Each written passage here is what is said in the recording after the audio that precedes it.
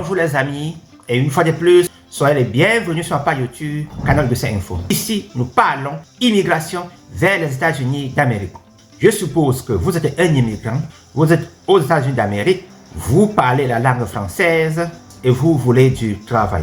À travers cette vidéo, je vais essayer de vous entretenir sur un thème un peu plus spécial portant sur le domaine de la santé. Est-ce que vous pouvez être en train de travailler dans le domaine de la santé, observer quelque chose d'anormal sur un malade et reporter à votre superviseur le plus proche? S'il vous plaît, si vous pouvez faire cela, alors cette thématique est importante pour vous. Thématique de la journée, comment devenir aide-soignant aux États-Unis d'Amérique. Si cette thématique vous est intéressante, soyez scotché cette vidéo jusqu'à la fin. En passant, moi, c'est que si vous êtes nouveau. S'il vous plaît, si c'est votre première fois de tomber sur cette page, veuillez vous abonner et activer la cloche de notification. Que vous soyez nouveau ou bien ancien de la page, s'il vous plaît, veuillez partager cette vidéo à vos proches, likez la vidéo et faites des commentaires. Je suppose que vous êtes aux États-Unis d'Amérique, vous êtes un immigrant, vous recherchez du travail. Avec mon expérience personnelle, je vais dire ceci. Ce que je vais raconter dans cette vidéo, c'est mon expérience personnelle. Je n'ai pas l'accréditation pour faire cette vidéo au nom d'une institution de santé. C'est mon expérience personnelle. S'il vous plaît, si vous voulez comprendre un peu plus un travail dans le domaine de santé aux États-Unis d'Amérique, priez de contacter le ministère de la Santé.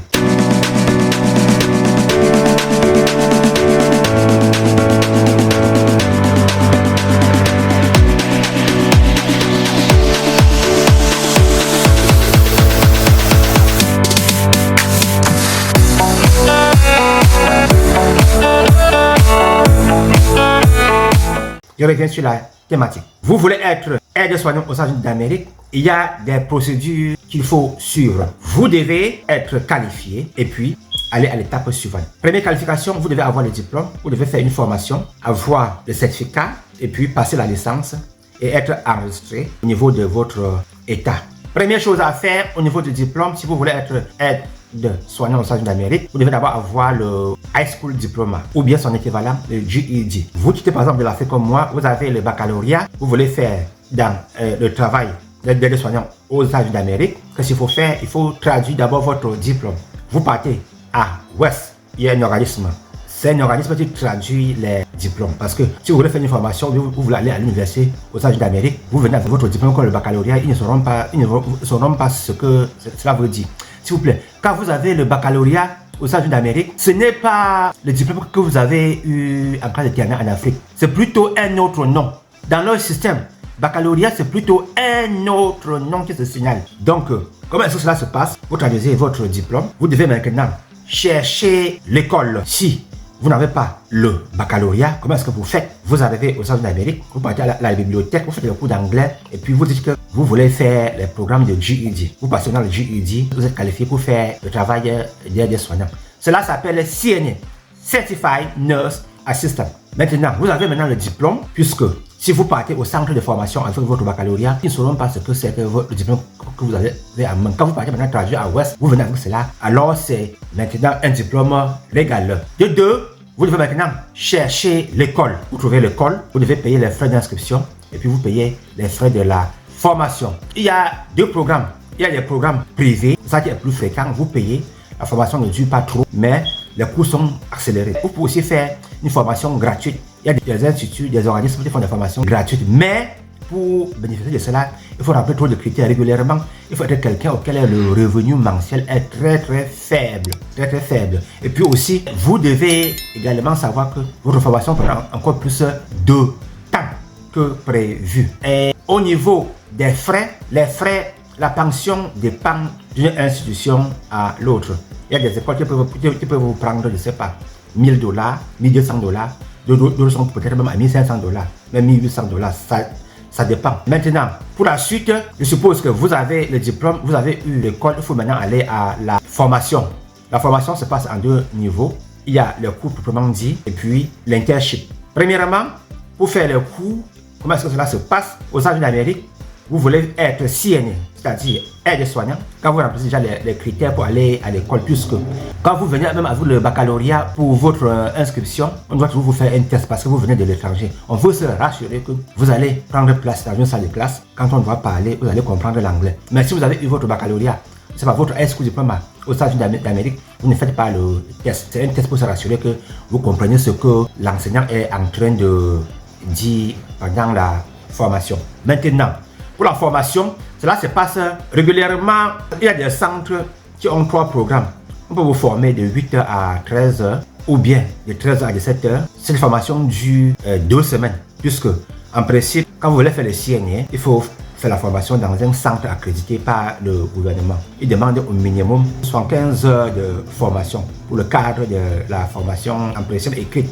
Puis après ça, il faut aussi faire la formation pratique. Donc, vous pouvez aussi faire une formation aussi en week-end. Régulièrement, c'est 8h, 17h. Cette formation dure pendant 2 mois. Si vous vous formez, par exemple, dans les organismes publics, là, on fait la formation gratuite. Régulièrement, vous commencez régulièrement à 9h. Régulièrement, c'est 9h, 17h. 9h, 17h.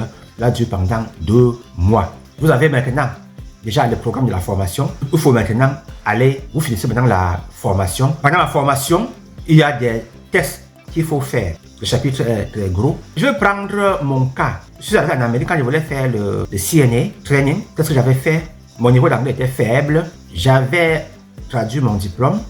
J'avais payé. J'avais trouvé un centre de formation. À l'époque, j'étais à New York. J'avais trouvé un très bon programme dans le Queens. Et j'étais parti faire l'inscription. J'avais acheté le livre et j'avais demandé que la formation devait commencer plusieurs mois après. C'est-à-dire que quand j'avais acheté le livre, j'étais parti à la maison, je lisais les livres, chaque chapitre est fini, je fais les exercices. Jusqu'à ce que, quand je finissais le livre, j'avais déjà fini tous les exercices. Je faisais aussi certains exercices dans les annales. Donc, quand on commençait les cours, j'étais déjà un peu comme un ancien. Ça, c'était une méthode qui devait un peu me faciliter pendant la formation, parce que je n'étais pas, en principe, très bon en anglais. Donc, l'école a commencé. Maintenant, je pars maintenant en cours et puis je commence la formation. Quand la formation finit, vous devez passer l'examen au niveau de votre école. Quand on finit par exemple un chapitre ou bien 2 chapitres, on fait un examen. Il faut passer. À la fin, on fait encore un examen au niveau de l'établissement. Il faut encore passer. Quand vous passez maintenant cet examen, cela vous permet maintenant, vous êtes maintenant qualifié pour aller maintenant dans un centre. Je vais anticiper à ce niveau. Dans un nursing home, vous faites ce qu'on appelle une service. Cela dure pendant 4 jours. C'est 7h15. Là maintenant, on vous montre comment on travaille dans le cadre du nursing assistant, c'est-à-dire aide-soignant. Vous voyez par exemple les malades qui sont dans le cadre de hospice, c'est-à-dire les malades qui ont encore autour 6 mois de vie. Vous voyez par exemple les malades qui sont par exemple dans les salles, je ne sais pas, ils appellent ça contact precaution, c'est-à-dire des malades qui ont par exemple une certaine maladie très contaminée, une maladie contagieuse sur eux. Donc on est obligé de protéger ces salles pour les malades. Vous voyez tout genre de patients. On vous montre par exemple les patients qui ont par exemple, ça s'appelle ça colostomie BAC. On peut positionner un patient pour lui donner le enema. On vous montre par exemple comment il faut nettoyer un patient. C'est ça qui se passe à une service. Cela fait pendant 4 jours. Vous voyez par exemple aussi les cas de cathéter. C'est tout un tas de malades. En principe, il y a tout un tas de choix. Vous voyez tout un tas de malades avec des différentes causes. On vous apprend cela à internship. Puisqu'il ne faut pas que vous passez l'examen en allant maintenant travailler sur le terrain, vous soyez un peu surpris. Donc maintenant, vous faites un service, vous devez maintenant aller faire l'examen national. L'examen national, où est-ce que cela se passe? C'est 2 parties. Première partie, test écrit. Régulièrement, c'est 50 questions. Vous devez passer ce test avec 72%.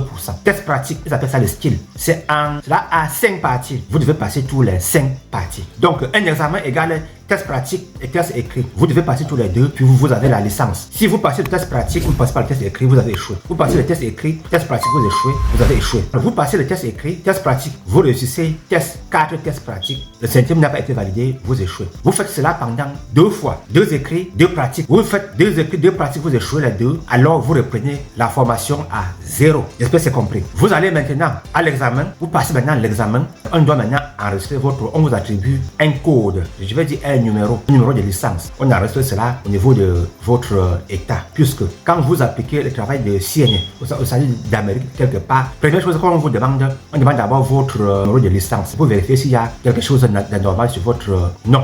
Bon, maintenant, je continue. Vous avez déjà eu votre licence, votre nom est dans le registre. C'est comme ça que les Américains s'appellent. Il faut maintenant aller chercher du travail. Le travail, comment cela se passe maintenant? Régulièrement, ça se fait à plusieurs niveaux. Et quand vous êtes signé aux États-Unis d'Amérique, vous pouvez travailler pour le compte d'une agence. Vous pouvez travailler dans un nursing home, vous pouvez travailler à l'hôpital, vous pouvez travailler dans un centre de réhabilitation. Même dans certains cas, vous pouvez aussi travailler dans un groupe home.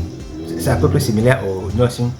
Bon, première chose à faire pour le travail aux États-Unis d'Amérique, dans le cadre d'aide-soignant, on va d'abord faire votre background check. S'il vous plaît, chers amis, vous arrivez aux États-Unis d'Amérique, première chose à faire, première chose à éviter durant tout votre séjour, évitez de porter la main sur un enfant, évitez de taper un enfant. Vous tapez un enfant, jusqu'à ce que l'on constate, cela prend votre background check. Vous voulez le travail aux États-Unis d'Amérique, dans le cadre de la santé, on fait le background check sur vous, c'est-à-dire on vérifie votre casier judiciaire. Si on voit que vous avez eu à porter la main sur un enfant, vous ne pouvez plus faire ce travail. Bon, maintenant, toujours au sein niveau du travail, vous pouvez aussi choisir travailler dans le cadre de travel CNA. C'est-à-dire, par exemple, vous habitez dans un état, vous pouvez aussi travailler dans notre état. Là, le salaire est un peu plus grand. Salaire des CNA maintenant. En grosso modo, chaque état respecte le minimum wage. C'est-à-dire qu'au niveau de chaque état, il y a un minimum de dollars auquel on ne peut pas vous payer moins que cela. Quand vous faites par exemple le travel CNA, le salaire est plus grand parce que vous êtes hors, vous travaillez hors de votre état. Il y a quand même quelques rares programmes que vous pouvez bénéficier. Vous habitez dans un état, vous pouvez travailler étant dans le même état comme travel CNA. Il y a des programmes pareils. Bon, maintenant, là-dessus maintenant, qu'est-ce qui va maintenant se passer? Vous faites une demande de travail, vous voulez être recruté. Il faut savoir que si vous travaillez pour les agences régulièrement, quand vous êtes nouveau, ils ne demandent pas trop d'expérience parce que pour travailler dans le nursing ou l'hôpital, on va demander si vous avez l'expérience. Donc, cette expérience, vous avez la formation. Sur la formation, vous travaillez pour le compte des agences. On vous paye régulièrement un peu plus moins cher. On vous envoie maintenant toujours dans le nursing home. Vous travaillez. Avec maintenant plus de 6 mois d'expérience, vous pouvez maintenant faire une demande d'emploi dans le cadre du travail au nursing home ou bien à l'hôpital. Vous êtes au nursing home, le travail concerne un certain nombre de détails. Ce que vous allez faire au nursing home, en principe, vous protégez le patient, évitez d'énerver le patient. Les deux expressions, il y a neglect et abuse. Quand vous faites la formation du CNA aux États-Unis d'Amérique, on vous dit évitez d'énerver le patient, évitez de mettre le patient, c'est-à-dire le malade, dans la colère. Il faut éviter d'abuser le patient. Vous énervez le patient, vous mettez le patient dans la colère, le patient répond que cela, on peut vous donner le mise à pied. Vous abusez un patient, on vous chasse, vous perdez la licence. Vous ne pouvez plus encore faire le travail de CNA. Un petit détail, vous faites le travail de CNA, vous respectez la loi. Si par exemple on dit que vous transférez un patient, ils appellent ça le royal leave, vous transférez seul, le patient tombe, on est la main, alors vous allez perdre votre licence, vous allez partir en prison. Il faut toujours suivre les recommandations. Pour le travail, vous arrivez au travail avant l'heure, régulièrement 15 minutes avant. Si vous voulez arriver en retard, vous appelez 2 heures de temps pour signaler. Vous voulez être absent, appelez 2 heures de temps pour signaler que vous serez absent. Pour le retard, vous pouvez aller même jusqu'à même 1 heure de temps, ça ne dérange même pas. Vous arrivez au travail, vous voyez, l'infirmier vous donne l'assignment. Assignment, c'est-à-dire, on vous donne la liste des malades auxquels vous allez travailler sur eux. Et puis, vous prenez maintenant la liste, vous avez cet assignment, vous visitez maintenant vos malades un à un pour voir là où vous pouvez commencer. Quand on vous donne l'assignment, on vous donne un rapport détaillé sur chaque malade. On suppose que vous êtes nouveau sur le malade en question. Mais je continue maintenant. Vous avez appliqué le travail. Avant que vous ne commenciez le travail, en principe, vous devez passer par les HR, c'est-à-dire par les services humains. On vous explique comment est le job description, c'est-à-dire le travail qu'il faudra faire. Et puis, comme j'ai parlé, il y a un background check à faire. Vous devez avoir un compte bancaire, puisqu'il faut signaler une manière auquel on doit vous payer. Et puis, on vous explique les bénéfices. S'il vous plaît, pour les bénéfices, notez bien ceci. Est-ce que c'est un contrat? Il y a des travaux aux États-Unis d'Amérique, tout domaine confondu. Le contrat dit que si en travaillant, vous faites une faute, on peut vous mettre à côté. Il y a des travaux qui disent qu'on vous prend comme ça, vous travaillez. Mais on peut mettre fin à votre contrat à n'importe quel moment. Il y a des contrats comme ça. Il y a par exemple des contrats, des boulots qui fonctionnent avec le union. Le travail de union, par exemple, vous faites une faute pour vous chasser, on vous avertit. Vous faites encore une faute, avertissement 2 à 3, maintenant on vous chasse. Donc, quand vous voulez travailler quelque part, vérifiez que vous avez bien lu le contrat. Maintenant, autre bénéfice, il y a par exemple les bénéfices pour la santé. Il y a des employeurs auxquels les bénéfices, on dit par exemple, si vous êtes full-time, vous partez dans les networks, vous avez 0% de copaiement. De copaiement, ça par exemple, dit que vous partez à l'hôpital, on travaille, on prend les soins sur vous, il y a maintenant la facture, on dit que, bon, d'après votre assurance, vous devez payer 20%. C'est ça que j'appelle le copaiement. sans assurance, ça va être mauvais. L'hôpital peut, bon, en fonction des problèmes auxquels ils ont, la facture c'est par exemple, je sais pas, $100, on peut dire que bon, on va faire la réduction, vous payez par exemple $75. Il faut toujours chercher à voir si le travail, savoir si le travail donne le bénéfice de santé ou pas, assurance santé ou pas. Quand on dit assurance santé, vérifiez s'il y a aussi le dental pour les dents ou bien la vision, c'est-à-dire pour les parties concernant les soins de vos yeux. Maintenant, si vous partez hors du network, alors sachez qu'on va vous donner la facture. Pour continuer encore, s'il vous plaît, il y a aussi une dernière partie qui concerne aussi la pharmacie. Vous prenez la pharmacie, les médicaments, vous devez dans la pharmacie auquel votre assureur autorise. Chez notre pharmacie autre qui est dans le network pour chercher à prendre vos médicaments. Vous partez chez le médecin, une des premières choses à faire, vous signalez votre pharmacie qui est dans le network. Maintenant, je continue. Toujours pour les bénéfices, il y a des boulots qui donnent par exemple le 403B, le 401K, le 457. En fait, il y a beaucoup de ces bénéfices. Donc, s'il vous plaît, quand vous travaillez pour l'agence, régulièrement pour le cadre des agences, on vous prend parce qu'on a besoin de vous. Vous pouvez venir, on dit qu'on n'a pas besoin de vous aujourd'hui parce que vous travaillez pour le compte de l'agence. Alors, on dit que rentrez. C'est très fréquent.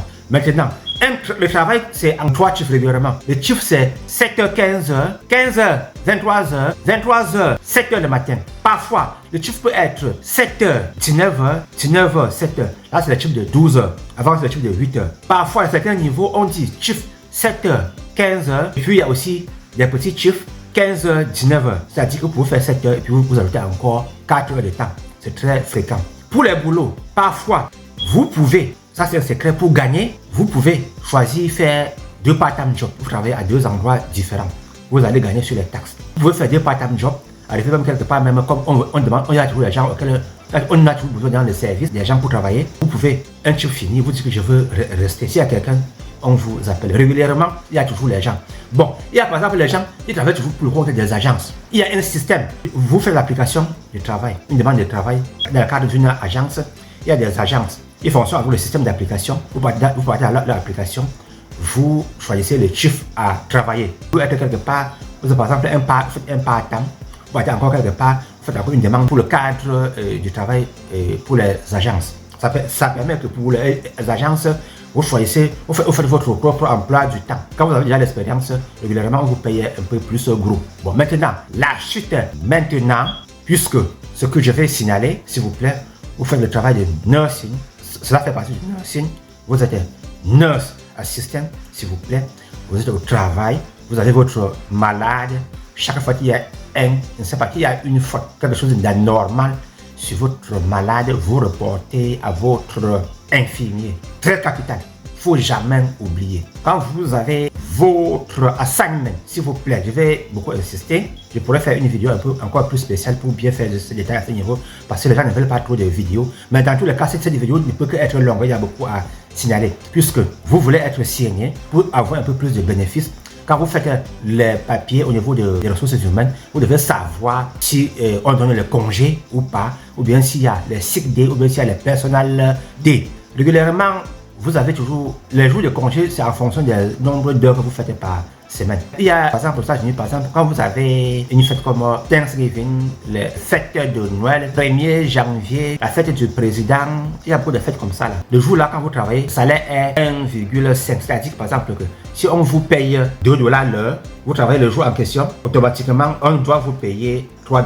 On paye $3, oui, c'est comme ça que ça se passe. Ça fait 1,5. Beaucoup de gens comme nous les Africains passent ce jour-là travailler parce que là on va payer un peu plus. Sachez que quand vous travaillez beaucoup, au niveau des taxes, vous aurez aussi à payer plus. Pour ces taxes, quand vous travaillez, vous pouvez choisir que vous n'avez pas de dépendants. Ou bien vous avez les dépendants. Vous avez par exemple les dépendants. Vous avez par exemple un enfant, 2 enfants. En prenant les taxes sur vous, on va couper peu. Celui qui n'a pas de dépendants, pour lui, on va les taxer un peu plus. Maintenant, vous êtes en train de travailler. Après chaque 2 ans, la licence est finie. Il faut maintenant renouveler. On renouvelle. Dans certains États, quand vous travaillez par exemple pour le cadre des agences, vous renouvelez votre licence. Si vous ne renouvelez pas, votre licence est suspendue. Vous travaillez pour le cadre de nursing home. Régulièrement, le nursing home renouvelle votre licence. Si vous voulez par exemple quitter d'un État à l'autre, il faut faire ce que l'on appelle la réciprocité. J'espère qu'on se comprend bien. Dans certains États, pour faire la réciprocité, ça prend plus de temps. Critères pour vous retirer la licence. Par exemple, au nursing home ou bien à l'hôpital, vous abusez un patient. Alors, ce système, pour cela, on ne peut plus rien. Votre licence est enlevée. Vous ne pouvez plus faire dans le nursing assistant. Maintenant, la dernière chose que je vais maintenant signaler est que, s'il vous plaît, vous voulez faire ce travail de nursing home, c'est un très bon boulot. Vous pouvez facilement faire beaucoup d'argent durant de l'année. Vous avez l'option de faire beaucoup d'overtime, c'est-à-dire les heures supplémentaires. Mais il faut toujours bien vous comporter. Vous voulez trouver du travail, même à certains endroits même, comme j'ai parlé de bénéfices, il y a même des employeurs qui peuvent vous donner quelque chose pour la garderie de votre enfant. Si vous avez un enfant, à certains niveaux même, il y a même des programmes qui vous permettent de partir à l'école. Il y a des programmes aussi qui peuvent vous permettre de faire bénéficier votre enfant. Ils appellent ça souvent after school programme. Parfois même vous avez aussi des enfants qui vont aller par exemple à l'université. Il y a aussi un programme qui peut aussi permettre que si par exemple votre enfant est à l'université, votre travail, c'est-à-dire le union de votre travail, donner quelque chose à votre enfant. Cela est très fréquent, mais tous les boulots ne font pas cela. Pour le travail proprement dit encore, quand vous êtes par exemple au nursing home, il y a des tâches que vous pouvez faire. Si vous voulez travailler par exemple à l'hôpital, arriver encore à l'hôpital, parfois mais il y a même encore des tâches additionnelles que vous allez encore faire alors que par exemple au nursing home vous ne pouvez pas faire. Un exemple, quand vous travaillez par exemple à l'hôpital, on peut aussi vous faire une petite formation pour vous permettre de prendre, de mesurer le niveau de, ils appellent ça la glycémie. C'est-à-dire que le taux de sucre pour un malade, cela est très fréquent. Par exemple, même à l'hôpital, régulièrement, on prend la tension pour un malade. Dans certaines notions, on le fait. Parfois, on ne le fait pas. Bon, s'il vous plaît, cette thématique est pratiquement terminée. Elle est quand même un peu longue. Si vous voulez comprendre plus pour le travail de nursing assistant aux États-Unis d'Amérique, s'il vous plaît, prenez contact avec le ministère de la Santé. Cette vidéo, c'est pour des fins éducatifs. Portez-vous bien, s'il vous plaît. Si vous avez par exemple un dossier d'immigration, vous pouvez nous contacter. Nous vous aidons à monter votre dossier. Priez de liker cette vidéo et partager à vos proches. Ciao!